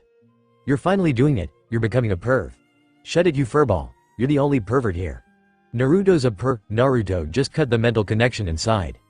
Naruto-san, I'm afraid that you must come out as well. It would not be respectful if I left a guest of my master's house unattended. I will be right out. Grafia nodded and then left giving one last look confusing Naruto. Why, in that look did Naruto see anger, but most of all, why was there jealousy?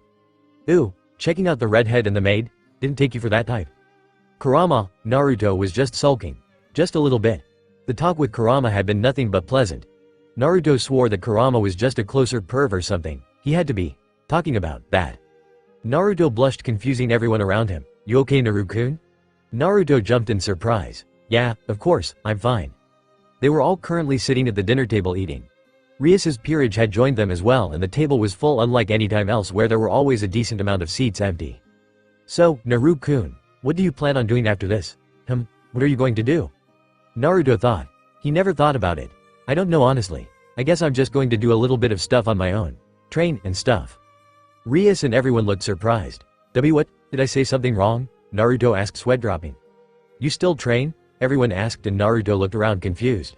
Why wouldn't I train? I mean, I want to get stronger wouldn't I? Everyone looked like they were about to fall out of their seats. But you're plenty strong already, you really don't need any more training. You're a monster for training yourself that much. Naruto didn't get it. There's never a limit to your power. That's why I continue to train. Don't tell me you guys aren't training. Everyone looked down. Yep. Suspicion confirmed. Oh, I see, you guys really should be training more often. Training not only helps you build your power, but it helps bring just a little bit more experience. Although nothing helps with experience like a real battle. Everyone looked like they were mentally taking notes.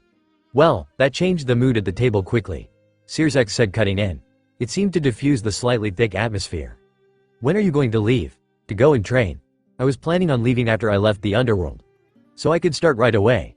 I mean, I won't have anything else to do will I? Rias looked down. I suppose so. It would have helped just a little if you could just stay at school. Well, I don't want to stay at school though. Naruto saw Circe smiling and instantly had a bad feeling. Actually Naruto-kun. This is perfect timing. I was wondering if you could protect my little Ria-tan for the time being while she's in the human world. Naruto felt right. What do you need me to protect her from? Is there some kind of outside force that wants to capture her or something? Naruto said, masking his irritation and annoyance. No, but I believe that Riser might try something again just for revenge or to get my little Ria-tan again.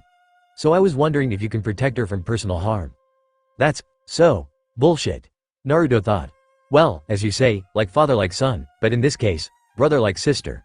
They're both so stubborn.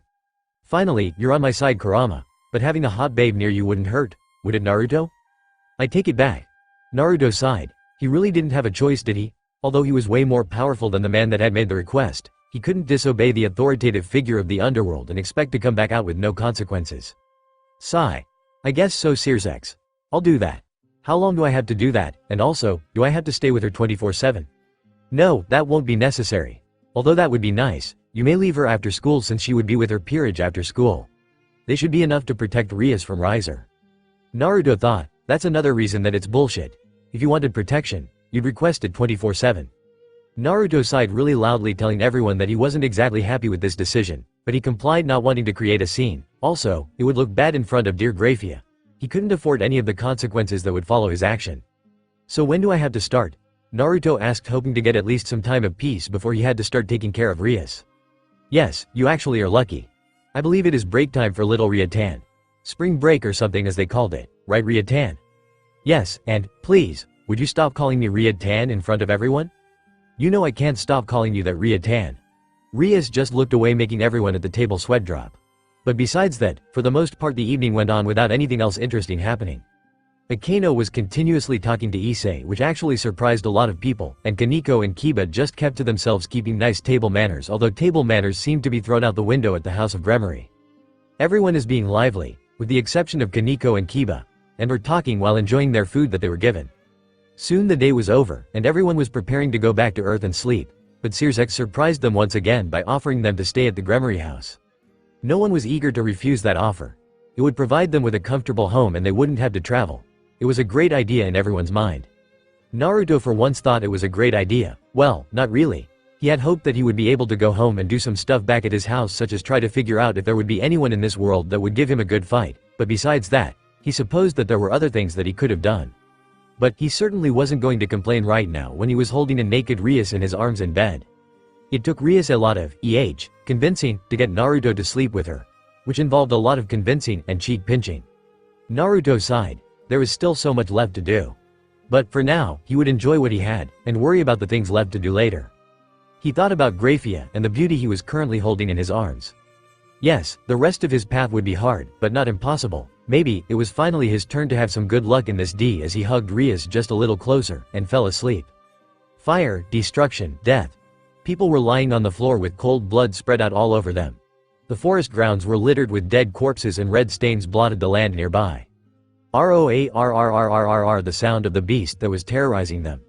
Naruto watched, unable to do anything, as the gigantic Kyuubi in front of him decimated people, the army of the strongest village in the nation. Stop, stop, stop, Kurama, Naruto yelled, doing absolutely nothing. The best didn't even seem to slightly register the fact that Naruto was yelling at him. Naruto quickly charged up a Rasen Shuriken and threw it with all his might at Kurama. Surprisingly, it just passed right through him, not even leaving a mark. Naruto watched as the scene was swept away, replaced by another. The beast was restrained by chains. Finally, what were you thinking, Kur? We'll always love you, son. Naruto looked down and tears started to drip out of his eyes. His mother and father was protecting him from Kurama's claw while muttering things to the blonde-haired boy. Naruto moved in closer to take a look at himself when he was younger and smiled. Naruto watched as the blonde-haired kid opened his eyes, and shockingly reeled back as he saw not sky-blue eyes, but eyes with red pupils and black irises. I'm back. Seems like you've been busy. Naruto reeled back as he saw everything disappear and a clone of himself appeared. Yami, that's right. I'm so glad you hadn't forgotten about me. So, ready to give me your body? Like hell I will. Calm down, Jeesh, I'm just kidding. But by the way, I have a couple things to say. Contrary to what you believe, I'm not here to take back your body. Fine. What is it? Talk quick because I'm still irritated and pissed because of the previous images that were going through my head. Was that you? On the contrary, it was me that broke it. Guess you can help me with some things. Whatever, but now, let's talk about those two babes you're checking out. I never took you for the type. What is it with you and Kurama? Have you been conspiring or something? Yes. Naruto just stared. But wahahahaha, you're so easy to fool. Seriously. The strongest person in the world, and you can't handle these kinds of jokes? Oh, man, this is crazy. You know what I just realized? What? Naruto snapped back, getting a tick mark on his head, irritated already by Yami's antics. Rikudo did absolutely nothing to help you emotionally. While you've been faring well and maturing, you've done no emotional conditioning whatsoever. You're still emotionally unstable. Don't get me wrong, you're smart alright, but didn't you see that you don't have that strong of emotional walls? Just, look at what that red-haired girl did to you just last night. You freaking watched. I mean, why wouldn't I? Damn it, Yami, stay out of my own personal business. Yeah, it's very personal. I'm going to kill you. You know you can't. It only makes it better. See ya. Then the Yami within him disappeared, only leaving a fuming Naruto. What happened? Came a more familiar voice. I don't want to talk about it, Kurama. Whatever, I'm going. Then Naruto left the mindscape, leaving one bewildered Kurama. Did I do something?